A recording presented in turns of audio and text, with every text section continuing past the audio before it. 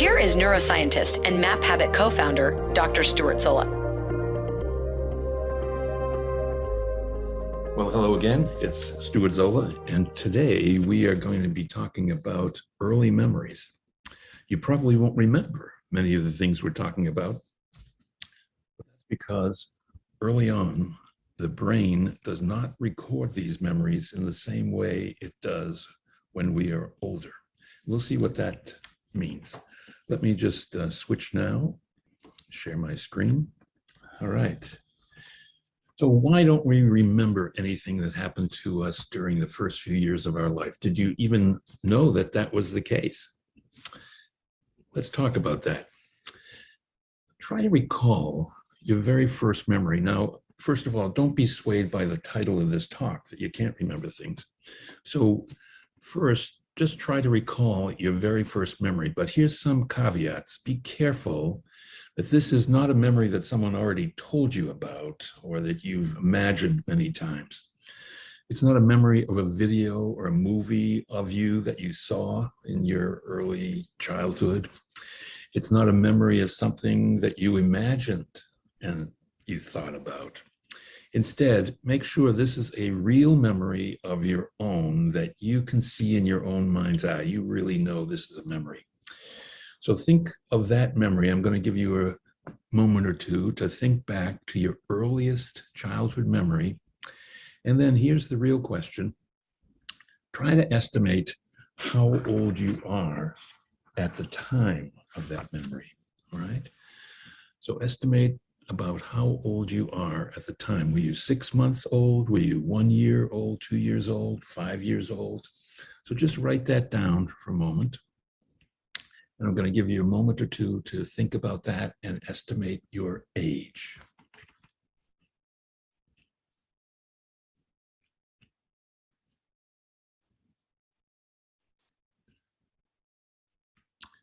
All right. So now you've got your ages. Ordinarily, what I do is to ask people simply to call out their ages of their earliest memory. We can't do this on this webinar, but you can put it in the chat line. So those of you who know how to work the chat line, just put your age number in there, put a 1 or a 2 or a 1.5 or whatever you want to put in there. And we'll take a look at those as we're moving along in the talk. But let me ask you, what do you think is the average age of the earliest memories, of our earliest memories? What's our first kinds of memory that we really have that we know in our own mind's eye is really ours? Well, the answer is our earliest memories are somewhere in the range of about 2 to 4 years of age. We almost have no memories before that period of time. This little graph here shows exactly that. This is the ages of the earliest memory in years and the percent of individuals who report those earliest memories. And look at where the most occurring earliest memories really are. Around 3 to 4 years of age, it falls off back there, and then it falls off again as we move forward in time. So we begin to lose those earliest memories. And by the time we're 8 or 9 or 10, we have very little, if any, memories from very early on in our life. So the kind of rule of thumb about how the brain operates is it's about 2 to 4 years of age. That's where we are. Now, early childhood memories typically have two things in common when we talk about these kinds of memories. One is that they are autobiographical, the memories of significant experiences in our own personal lives. That's the nature of these memories. They really are about us, essentially. And then the other characteristic, as we're learning, is they typically don't happen before the first couple or 3 years of age or so, 3 to 4 years of age even. In fact, most people can't remember events from the first few years of their lives. And this is a phenomenon that researchers have dubbed as infantile amnesia. We have amnesia, we have a loss of memory for the first couple of years of our lives. Now think about that, because so many things that are important to us have happened during that period of time. We learned to walk. We did learn toilet training. Lots of things began to evolve in terms of our behaviors that we learned and we can now still do. But we have no memory of the actual events of our learning them. Almost no one, I would say, in the participants online here have a real memory of learning how to walk. Now, we've probably seen lots of movies, lots of videos of our doing that, taking our first steps and stumbling and other kinds of things that our parents were pretty intent on recording. But we ourselves don't remember those things other than seeing them that way. So that's one of the reasons we don't remember being babies, because the brain didn't operate in that fashion at that period of time. This individual I'm showing here now is a fellow named Jean Piaget. He's or was a Swiss psychologist, an expert in child development. He's well known for many important discoveries of various stages in the development of children's intellect and cognitive abilities. One of them is illustrated in the illustration on the right-hand side here, where you can ask children, if you look at container A and container B, they have the same amount in them. And children will tell you that, even at early ages. But then, if you take the fluid from one and you pour it into this much taller glass, remember it's the same volume of fluid, and you pour it in here, and now you ask a 2 or 3 year old which has more in it, they will always say it's C. The one that appears taller to them has more than here, when we know that it is really the same volume. And this happens up until about 5 years of age. By the time an individual reaches somewhere in the range of 5 years of age, they now understand the conservation of mass. They understand that even though this is higher, it still contains the same volume. So Piaget has lots of discoveries like that about various stages of individuals' development.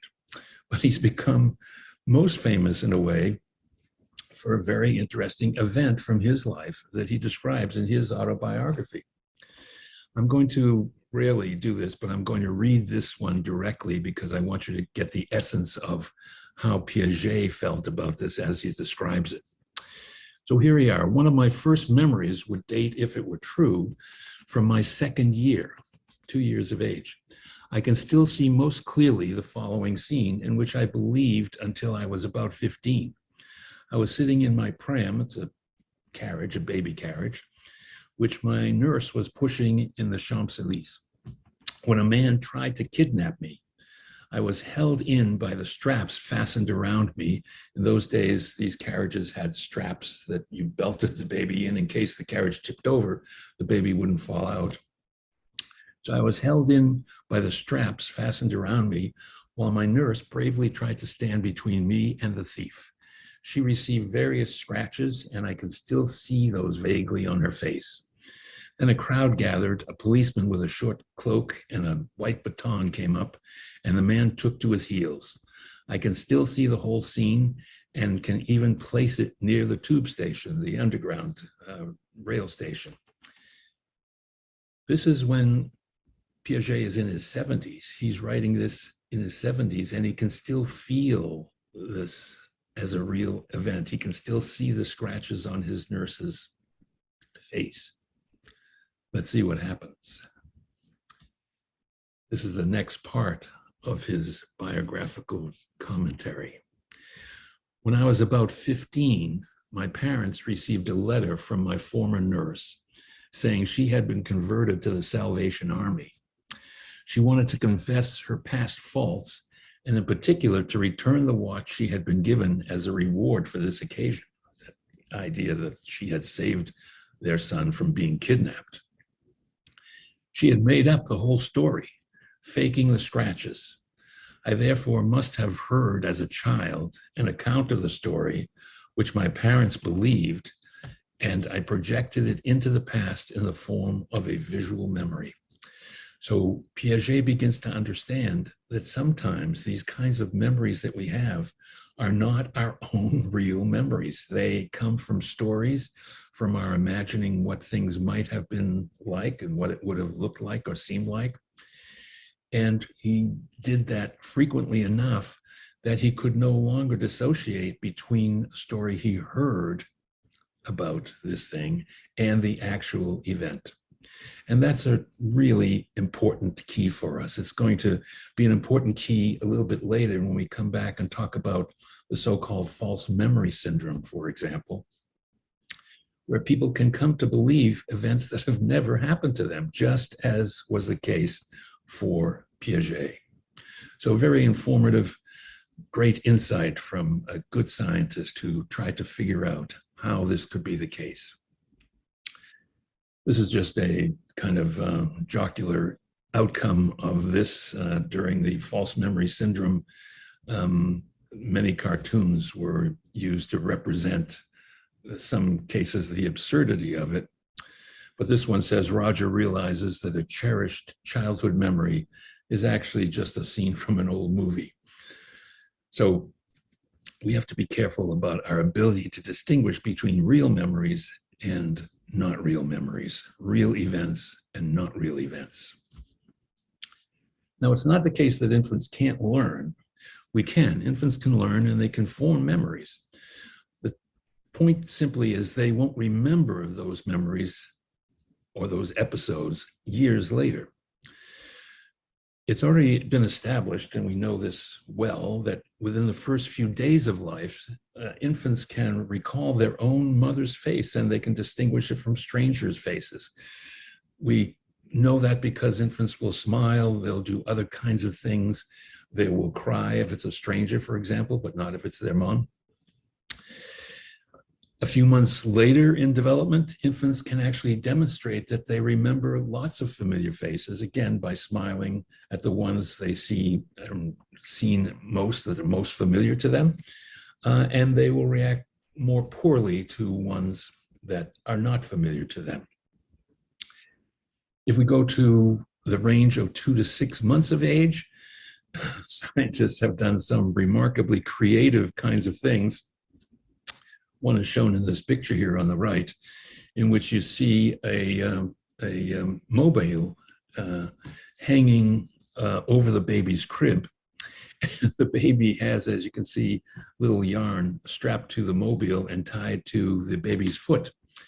And it turns out infants in the range of 2 to 6 months can learn pretty quickly that if they move their foot, they can shake the mobile. And that's what they like doing. They like seeing all of that movement. And so they quickly learn that they have control over their world in that sense by simply moving their foot and kicking, and they shake the mobile. If you do it with infants that are somewhat older, 6 to 18 months, by this time already infants can sit on their mom's lap, and other studies were designed around that ability to assess infants in that situation, using these little levers in front of the infant that they can put their hand on. And when they press on the lever, there's a little electric train that moves around in front of them. So they learn pretty quickly to touch the lever and make the train move. So the point is, infants can learn these things pretty quickly. Now, here's the very creative part of it. When infants were brought back into the laboratory after some time had passed, and they're simply shown the mobile or the train.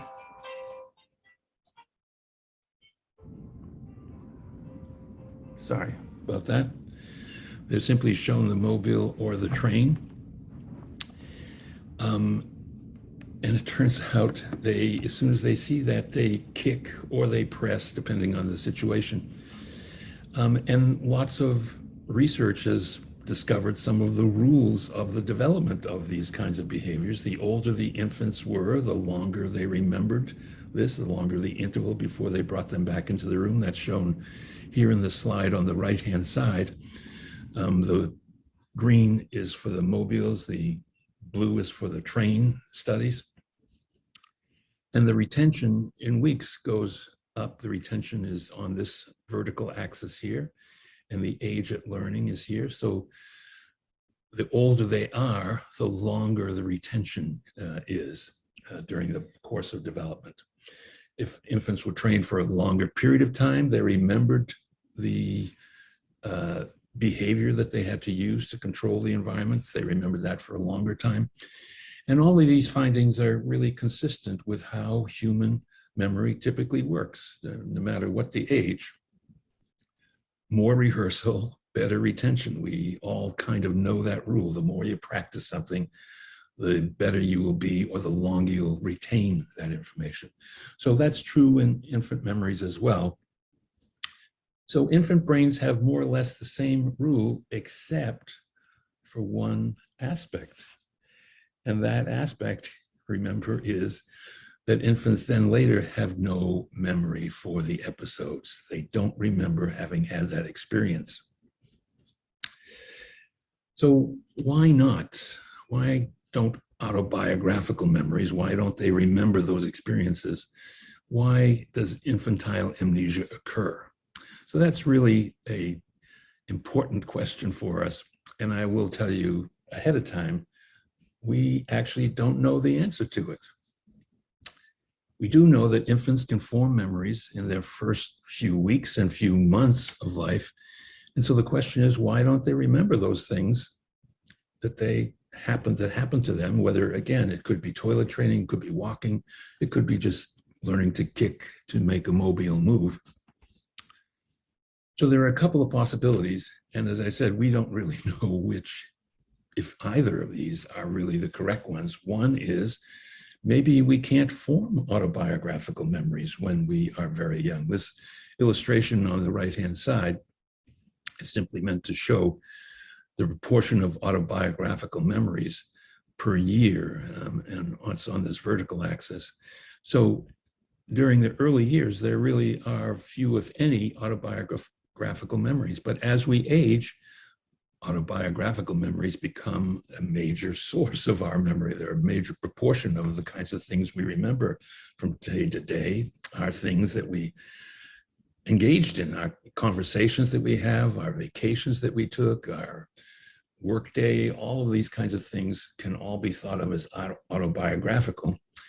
But when we're infants, although all kinds of terrific things are happening, we somehow don't have that autobiographical recall of those. And one possibility is perhaps we simply can't. Perhaps the brain is designed so that we can't. Another possibility is those memories are there, but we don't have a way to retrieve them. The organization of the brain is such that the memories are stored there, but there's no access to them. Now, that doesn't sound like a very reasonable way to build a brain, but that is a possibility. And as I said, right now, we honestly do not know the answer to that question of which of these or other kinds of possibilities explain that. There are some interesting possibilities. Talk about just a couple of these here. One is that autobiographical memory requires you to have a sense of yourself. You have to know that you are a person in a sense. And the question is, how could we even assess that? How do we get a sense of the self in little infants who can't even talk in some cases? They can't tell us about themselves. They can't recount these episodes. And the answer is, scientists, again, have been very clever, and they've developed something called the mirror recognition task. It's often called the Rouge test. It's called the Rouge test because early on, when scientists, researchers began to do this, they would use lipstick or makeup, and they would just put a dot on an infant's nose, and it was often a red dot. So it became known as the Rouge test, but it's just, in principle, a mirror recognition task.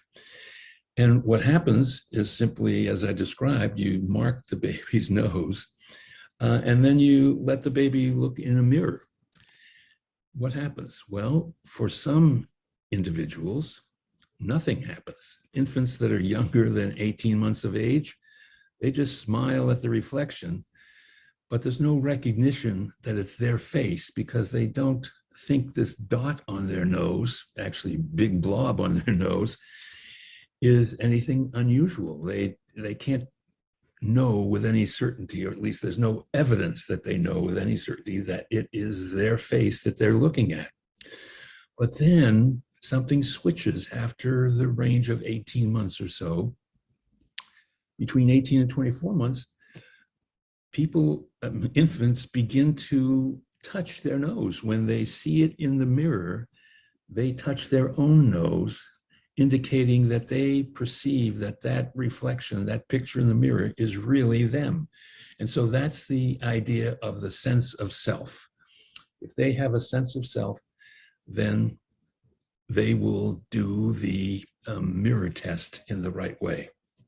So very clever ways that scientists have discovered how to assess this idea of the sense of self. And it turns out sense of self begins to develop around that same time when our earliest memories start to come in. That is, not before the first couple of years of age, but somewhat after the first couple of years. That's when sense of self comes in. And so maybe it is the need for sense of self in order for us to have these autobiographical memories. There's still other possibilities.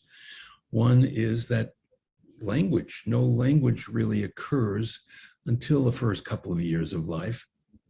Babies can utter some words. It's not clear how much they know about the meaning of those words, but they certainly don't have sentence construction and other kinds of things in any meaningful way in the first couple of years of life until their language starts to develop. So there's no language, meaning there's no narratives about their own lives that they can later recall. So they can't tell, there's no stories for them to recall because they didn't have language that sets up those stories, that they could create those stories from. So that's another possibility. A third has to do with a structure in the brain called the hippocampus. This is a region that's largely responsible for the ability to consciously recollect facts and events in our lives. The hippocampus isn't fully developed in infancy. It doesn't really come online until several years into our infancy. And that structure, as I said, is so critical for conscious recollection, for our ability to recall facts and events for our lives. In fact, in Alzheimer's disease, it is the hippocampus that begins to develop plaques and tangles first. These are the regions that are really affected. The hippocampal region is really the region that is early on most affected by Alzheimer's disease. And the development of these plaques and tangles disrupts the function of the hippocampus, and accordingly, our ability to accurately recall facts and events from our lives is disrupted. That is, our memory is disrupted. And that's one of the reasons that one of the first signs of Alzheimer's disease is associated with some memory impairments. That's the thing we most often recognize as a symptom of Alzheimer's disease. This illustration on the right-hand side here shows a view of the human brain in two different views. One is on the left-hand side, a healthy brain, here with the hippocampus fully robust and intact. And then on the right-hand side is an Alzheimer's brain where lots of changes have happened around the brain, but in particular, the hippocampus has really diminished considerably. And that means the ability to recall facts and events from our lives has also diminished. And that is one of the key aspects of Alzheimer's disease. Well, what does that mean? It suggests to us then, if the hippocampus isn't online either early in life, in infancy, or later in life, during aging, the consequences are pretty much the same. There's an inability to consciously recollect facts and events from our lives.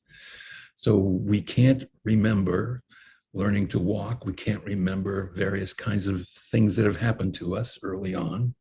And then later in life, we can't remember kinds of things that have happened to us again in any accurate way. So we begin to have this memory slippage and slowly memory deterioration, all associated with the integrity of the hippocampus. Now, Piaget, remember, he remembered something. he'd been told about, but he had never experienced. That was the alleged kidnapping of him. And so that began to give us good ideas about the vulnerability of memory. And memories are very vulnerable to what's often referred to as post-event information, facts and ideas and suggestions that happen after the event. And those things can unknowingly get incorporated into your memory of the event, so that you modify the memory. When you retell it again, it's different than what actually happened. Now, the police and child development psychologists all are aware of this vulnerability to memory distortion, the idea that you can distort memory by inserting information.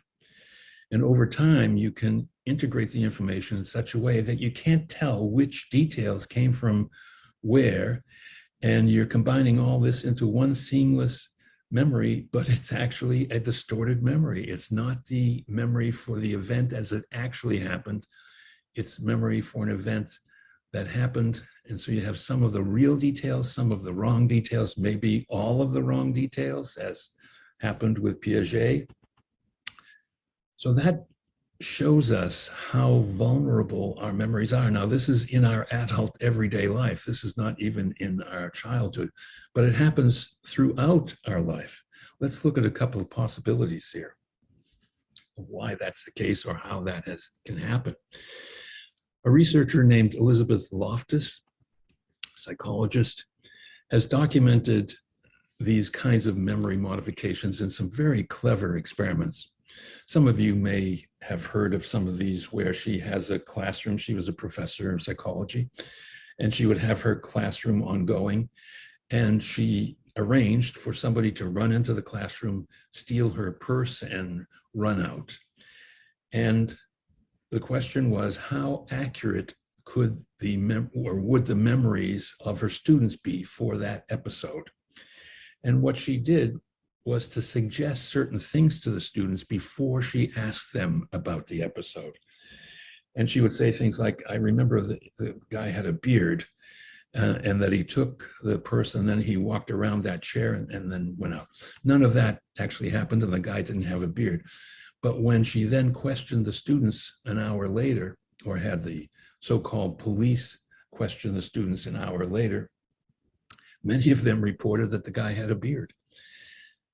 So easy to infiltrate our memories. Here's another experiment that she did. She showed college students a film of an automobile accident.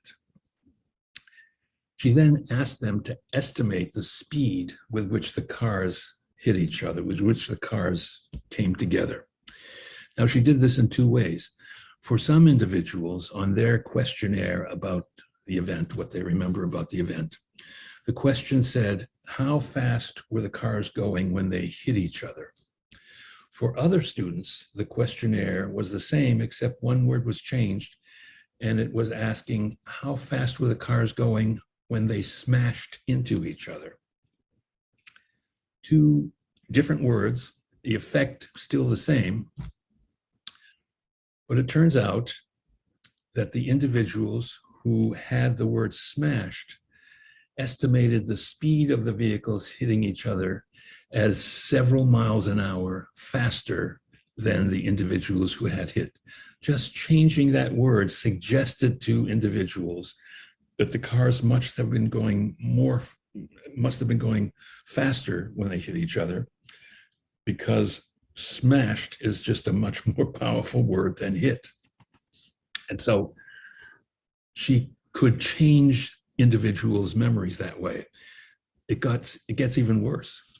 A week later, she asked individuals, did you see any broken glass in the accident? And as you might suppose, the individuals who had the word smashed, they remember seeing broken glass much more frequently than the individuals that had the word hit. Now, in point of fact, there was no broken glass in the accident anyway, but just having the suggestion that there was by asking the question loads your memory and distorts it in a very easy and simple way. Dangerously so, as you might suppose, because you can see how easily our memories can be influenced by this. And as time passes, as we'll see, our memories can be more influenced.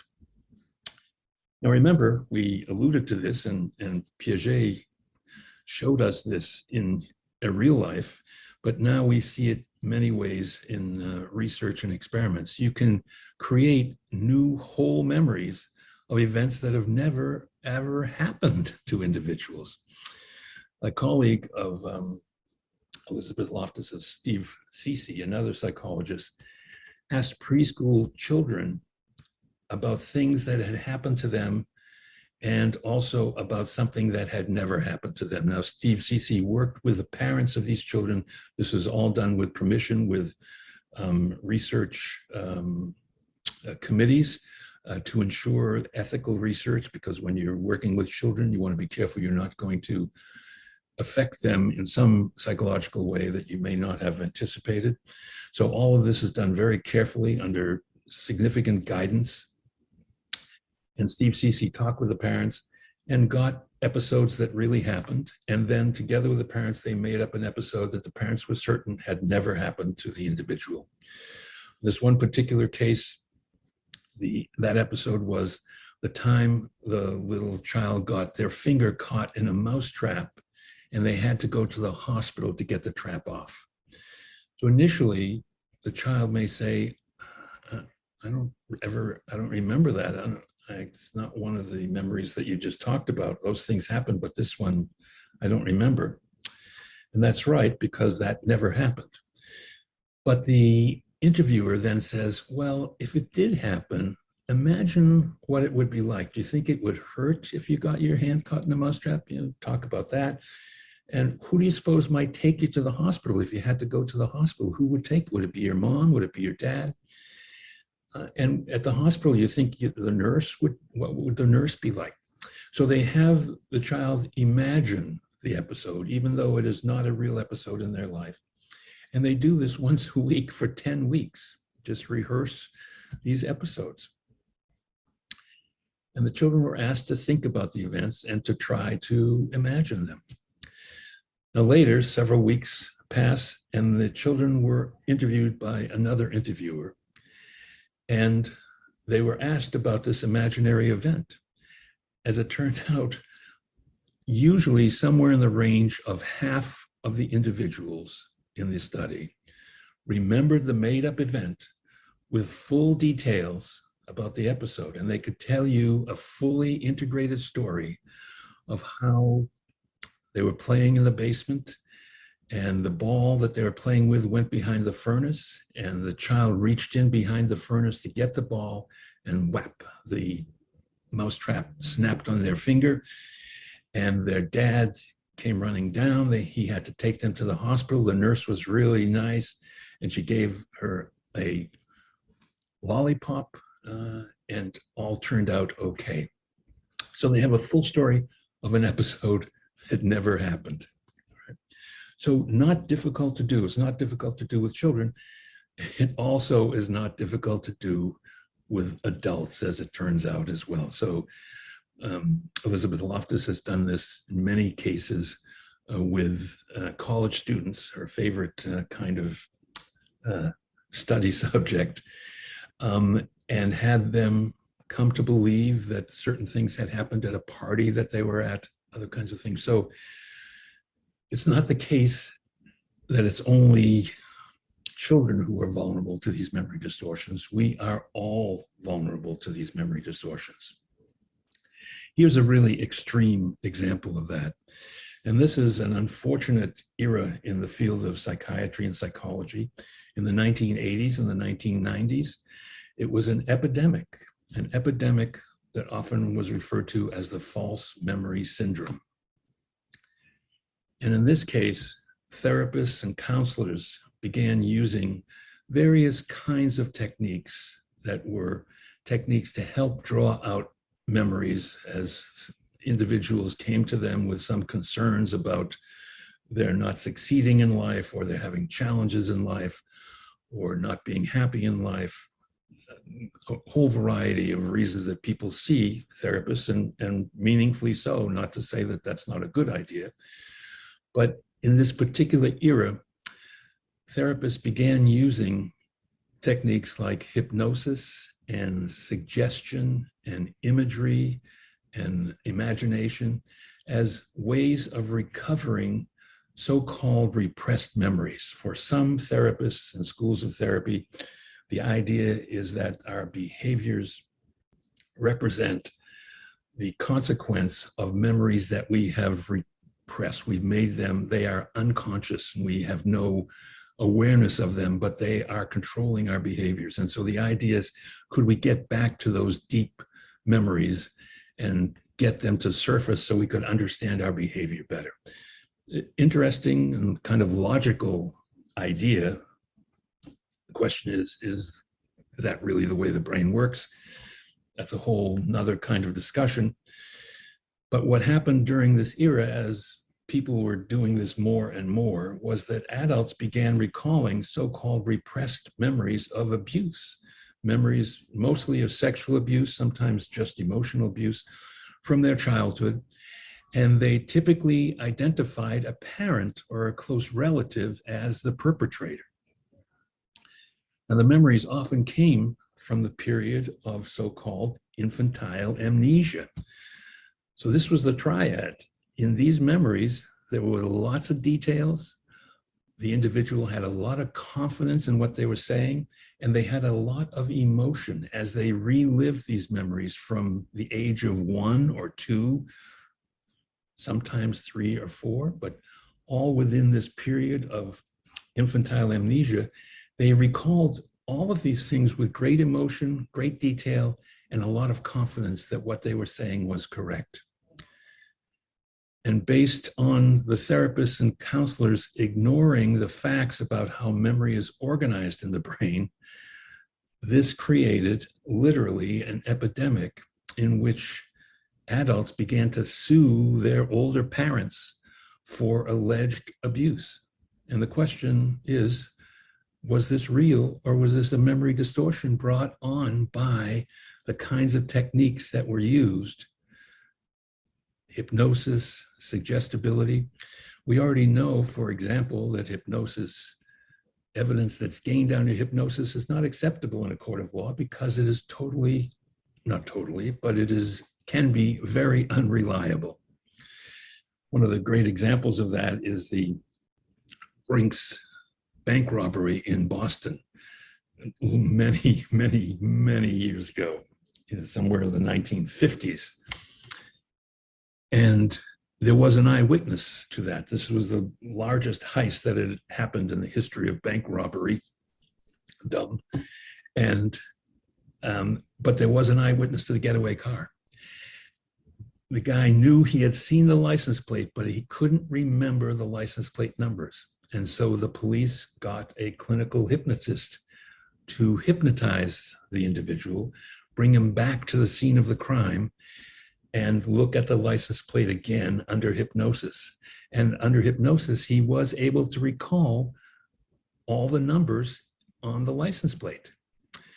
The police tracked down that license plate, and they went to the owner of the vehicle, who happened to be the president of Harvard University. And it turned out, of course, his car nor the president had anything to do with the Brinks bank robbery. But that was the fallacy of believing that under hypnosis, when you do memory regression, you are going to get accurate information. You don't. So any of these techniques that were used, hypnosis, suggestibility, imagery, imagination, all of these are at fault with that problem. They are unreliable in terms of their ability to accurately recall memory. So information gained under those kinds of circumstances, you have to ask, did that really happen or not? Now, I should say before we leave this, that it is the case that individuals are abused and have been abused sexually, and lots of evidence for that as well. But these particular cases, the challenge is you don't know with a level of certainty whether it is accurate or not accurate, because the mechanisms by which you got the information are suspect. If you have corroboration and if you have other witnesses or other kinds of evidence that comes together to make the case, that may be somewhat different and makes the possibility much more reliable. So we have to be careful not to just throw the baby out with the bathwater, because there really are cases of abuse in many ways as infants or as youngsters. And we want to be sure that those individuals are not thought of as just victims under the therapist. Those are individuals who really were victimized, and we want to be sure that justice is done. One of the reasons that this had such a problem, this recovered memory syndrome had such a problem, is because people did not understand and do not understand how the brain works. And a common view was that, and still is, in fact, that memories are stored like a videotape. And if you just press the play button, you can get the full memory back and it will be accurate. It's right there on the video, it's accurate. But it turns out memory doesn't work that way in the brain. Instead, as shown over here on the right-hand side in this kind of cutaway of the brain has a lot of different regions that function to manage different aspects of a memory. The visual part of the memory is processed and stored here in a region called visual cortex. The auditory part of the memory, or what you're hearing, what you're listening to, is stored over here in a different part of the brain, in auditory cortex. Every sensation is, in principle, in different regions of the brain.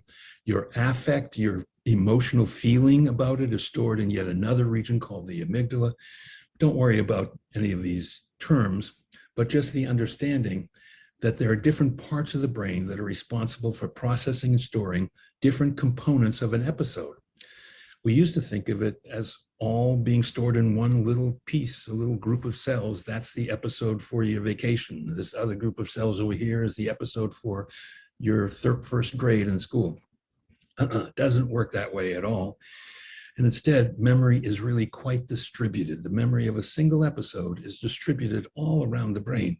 And when you recall that episode, when you recount what happened, you actually have to pull all the pieces from all those different regions and put them back together again. Now, a structure in the brain that we've already alluded to, a structure called the hippocampus, is important because it, in principle, knows the addresses of where all those pieces are. And when you put it back together again, the hippocampus is helping to reintegrate all those pieces and come up with the more or less real episode. So the parts need to be reconstructed and reorganized each time you recall an episode. And what do you think this means? Well, I think you already know. It means this provides the opportunity for distortion of memory. You have pieces that might be lost with the passage of time, pieces that might be misconnected. The connectivity in the brain, actually, for reasons we don't yet understand, might be connected to a different part of the brain than the actual memory. And so you pull something in from another memory. New pieces infiltrate, as we already have seen how easy that is to do.